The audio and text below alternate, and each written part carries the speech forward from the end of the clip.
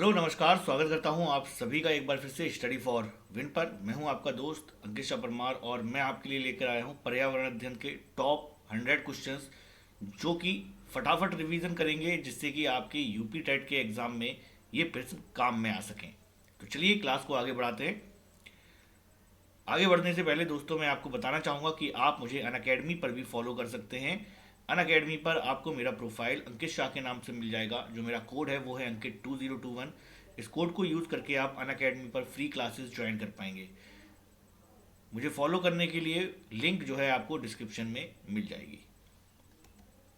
Unacademy पर दो तरह की क्लासेस आपको मिलेंगी, बेसिकली फ्री क्लासेस और प्लस क्लासेस। तो फ्री क्लासेस आप ज्वाइन कर सकते हैं, बिल्कुल एब्सोल्युटली फ्री। वहाँ पर मिलती हैं आपको एमसीक्यू क्लासेस, लेकिन साथ ही में प्लस क्लासेस भी अवेलेबल हैं जहाँ पर आपको कंप्लीट सिलेबस मिल जाता है, अनलिमिटेड प्रैक्टिस टेस्ट मिल जाते हैं, अनलिमिटेड पीडीएफ नोट्स मिल जाते हैं और रेगुलर डाउट क्लियरिंग सेशंस भी मिल जाते हैं, जो कि आपकी तैयारी को बनाते हैं और भी ज़्यादा सिस्टमैटिक। अगर आप प्लस सब्सक्रिप्शन लेते हैं तो आपको कुछ एक्स्ट्रा फीचर्स जो है देखने को मिल जाते हैं। For example, you can learn from your favourite educators. Complete exam preparation भी आपको मिल जाती है। रेगुलर डाउट क्लियरिंग सेशंस आपको मिलते हैं। आपको पूरा जो है सिलेबस कवरेज मिल जाता है, साथ में फ्री टेस्ट सीरीज और हर हफ्ते मॉक टेस्ट भी मिलते हैं दोस्तों, जहां पर आप अपनी तैयारी को और भी ज़्यादा मजबूत बना सकते हैं, क्योंकि जितनी ज़्यादा आप तैयारी प्रैक्टिस करेंगे उतनी ही ज़्यादा आपकी इम्प्रूवमेंट होगी। तो क्लास में जुड़े हुए सभी साथियों को एक सूचना मैं यहाँ देना चाहूँगा कि सुपर टेट परीक्षा के लिए अनअकैडमी ने एक नया बैच स्टार्ट कर दिया है 17 नवंबर से, जो कि स्टार्ट हुआ है। Crack super TET exam complete batch course है। कंप्लीट बैच कोर्स मतलब हर विषय की क्लास यहाँ पर लगेगी, चाहे एसएसटी हो, कंप्यूटर संस्कृत हो, सीडीपी हो, मैथ हो, साइंस हो, इंग्लिश हो, हिंदी हो, जीके करंट अफेयर्स हो, ईवीएस हो, सारे सब्जेक्ट्स आपको पढ़ाए जाएंगे। तो अगर आप ये बैच ज्वाइन करना चाहते हैं तो इसके लिए आपको लिंक जो है वो डिस्क्रिप्शन में मिल जाएगी।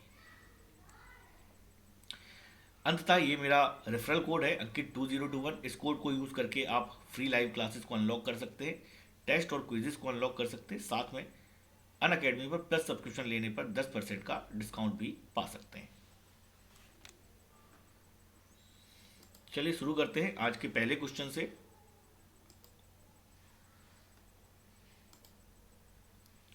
तो जी हाँ, पहला क्वेश्चन आपको साफ साफ दिखाई दे रहा होगा। बहुत ही इंपॉर्टेंट क्वेश्चन है, सारे वन लाइनर हैं, इसलिए याद करेंगे क्योंकि ये आपकी परीक्षा में काम आने वाले हैं दोस्तों। तो सबसे पहला क्वेश्चन है, जल में जीवों को जीवित रहने के लिए बीओडी यानी biological oxygen demand, biochemical oxygen demand कितना होना चाहिए? तो बीओडी जो है होनी चाहिए 4%। कितने परसेंट होगी? 4% बीओडी जो है होनी चाहिए।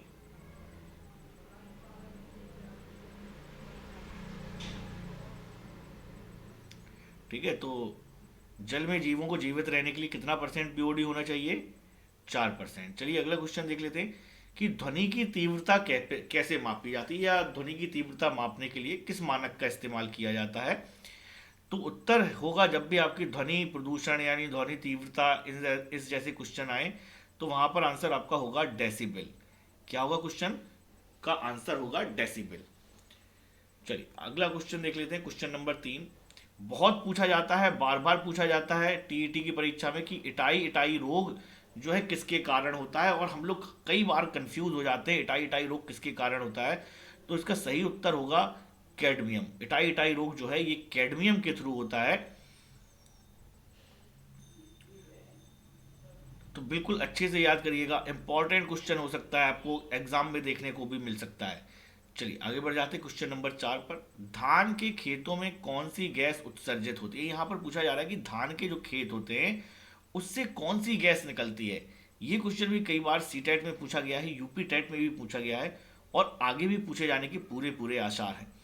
तो राइट ऑप्शन होगा, धान के खेतों में कौन सी गैस उत्सर्जित होती है? तो राइट ऑप्शन हो जाएगा मीथेन यानी कि CH4। क्वेश्चन नंबर 5 देखेंगे, प्रोजेक्ट एलिफेंट कब शुरू हुआ? जैसे आप लोगों ने लगातार प्रोजेक्ट टाइगर के बारे में हमेशा पढ़ा होगा कि प्रोजेक्ट टाइगर 1973 में शुरू हुआ था, लेकिन प्रोजेक्ट एलिफेंट ये एक नया क्वेश्चन है और ये आपकी परीक्षा में पूछा जा चुका है, क्योंकि प्रोजेक्ट टाइगर पहले पूछा जा चुका है, तो हो सकता है इस बार प्रोजेक्ट एलिफेंट पूछ ले। तो प्रोजेक्ट एलिफेंट कब शुरू हुआ था? ये शुरू हुआ था 1992 टू में, यानी कि सन 1992 में।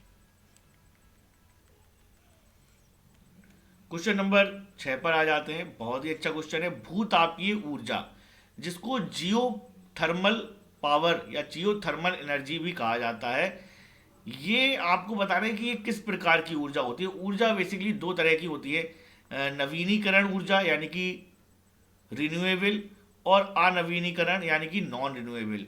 तो आपको बताना है कि भूतापीय ऊर्जा जो है वो किस प्रकार की ऊर्जा है। तो जैसा कि उत्तर में आपको साफ साफ दिखाई दे रहा है, भूतापीय ऊर्जा जो है ये एक नवीनीकरण ऊर्जा है। जैसे कि सौर ऊर्जा, वायु ऊर्जा, ये सब नवीकरण ऊर्जा है। लेकिन अगर हम लोग जीवाश्म ईंधन को देखें तो वो एक अनवीनीकरण ऊर्जा है। चलिए आगे बढ़ जाते हैं क्वेश्चन नंबर 7 पर। भारत में कुल कितना वन क्षेत्र मौजूद है? भारत में कुल कितना वन क्षेत्र मौजूद है, यानी टोटल एरिया में कितने परसेंट एरिया पर फॉरेस्ट आपको भारत में देखने को मिलेंगे? तो सही उत्तर हो जाएगा 24.16%। कितना होगा? 24.16%। ये है राइट आंसर कि भारत में कुल वनों का क्षेत्र कितना है। आगे बढ़ जाते हैं। क्वेश्चन नंबर 8 आ रहा है। भारत में सर्वाधिक सघन वन वाला राज्य कौन सा है? सबसे घने वन जो है भारत में कहाँ मिलते हैं, सबसे घने वन? तो भारत में सर्वाधिक सघन वन वाला राज्य जो है वो है अरुणाचल प्रदेश। और सबसे ज्यादा वन वाला राज्य कौन सा है? सबसे ज्यादा वन क्षेत्र वाला राज्य कौन सा है? सबसे ज्यादा वन क्षेत्र वाला राज्य है, जी हाँ बिल्कुल सही सोचा आप लोगों ने, मध्य प्रदेश। ठीक है। और अगर सबसे सघन वन वाला पूछा जाए तो फिर राइट आंसर क्या होगा? राइट आंसर होगा अरुणाचल प्रदेश। क्वेश्चन नंबर आ जाते हैं 9 पर। कार्बन मोनोऑक्साइड, ठीक है, कार्बन मोनोऑक्साइड ये एक प्राथमिक प्रदूषक है या एक वित्तीय प्रदूषक है? बताइए किस तरह का? वित्तीय नहीं, द्वितीय प्रदूषक होगा। यहां पर ये गलत लिखा हुआ है। ये प्राथमिक प्रदूषक है या द्वितीय प्रदूषक है, ये पूछा जा रहा है यहां पर। द्वितीय प्रदूषक।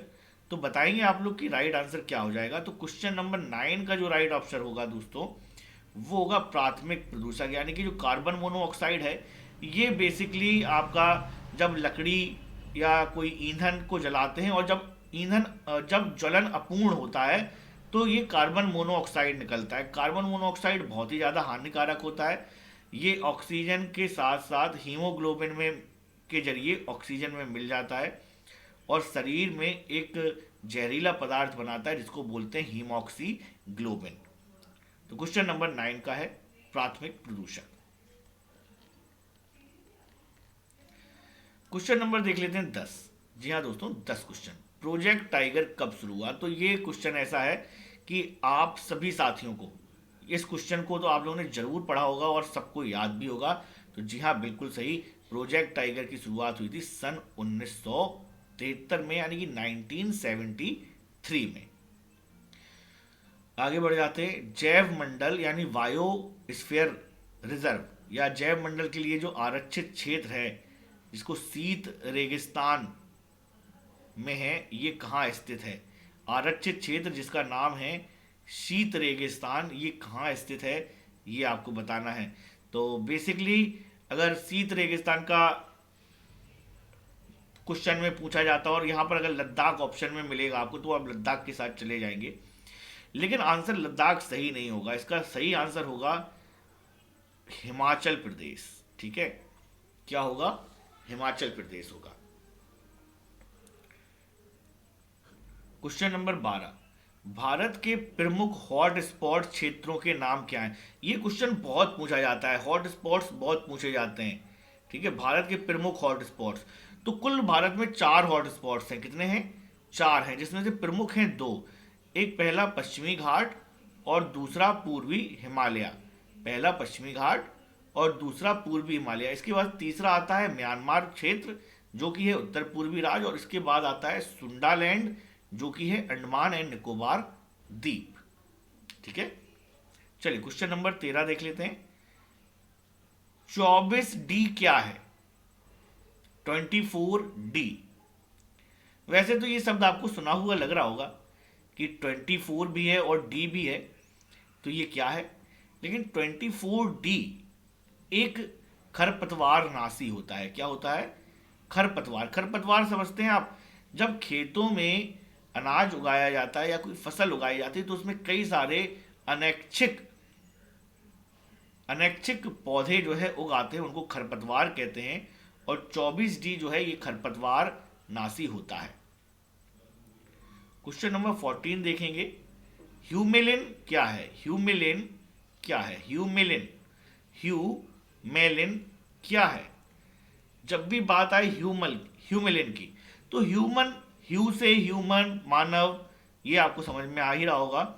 तो ह्यूमेलिन जो है ये एक मानव जनित प्रदूषण को जो है ह्यूमेलिन कहा जाता है। क्या कहा जाता है?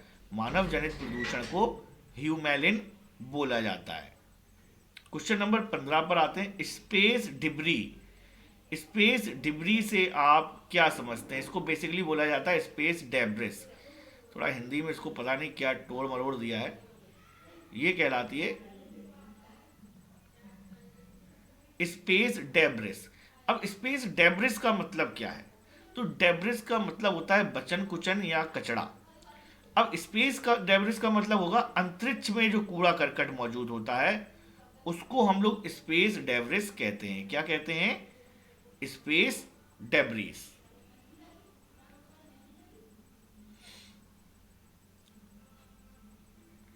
चलिए क्वेश्चन नंबर 16 पर आ जाते हैं। कृत्रिम वर्षा कराने में कौन से तत्व शामिल हैं?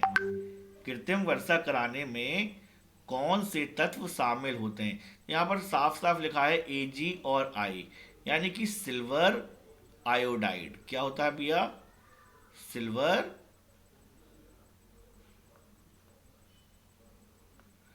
आयोडाइड। ठीक है, कृत्रिम वर्षा कराने में जो तत्व शामिल होते हैं वो कहलाते हैं सिल्वर आयोडाइड। क्वेश्चन नंबर देख लेते हैं 17। अम्लीय वर्षा कराने में कौन से तत्व शामिल होते हैं? अम्लीय वर्षा कराने में कौन से तत्व शामिल होते हैं? तो राइट आंसर हो जाएगा Na और S के डाई और ट्राई ऑक्साइड, यानी नाइट्रस और सल्फर के डाई और ट्राई ऑक्साइड। अम्लीय वर्षा किस प्रकार का प्रदूषण है? तो अम्लीय वर्षा किस वजह से होती है? ये वायु प्रदूषण की वजह से होती है। जब वायु में सल्फर डाइऑक्साइड और नाइट्रस ट्राइऑक्साइड जैसी गैसें जाती हैं तो ये ऊपर वाटर वेपर से मिलती हैं और रिएक्शन की वजह से अम्ल में बदल जाती हैं और इस तरह से वर्षा का पानी भी अम्लीय हो जाता है। Question number 19। इकोसिस्टम तथा इकोलॉजी शब्द किसने दिया? अब इस क्वेश्चन को जानने के लिए देखिएगा हमारे EVS टॉप 100 रिवीजन का सेकंड पार्ट। तब तक के लिए थैंक यू। पढ़ाई जारी रखिए, मेहनत करते रहिए, आपकी विजय निश्चित है। जय हिंद, जय भारत।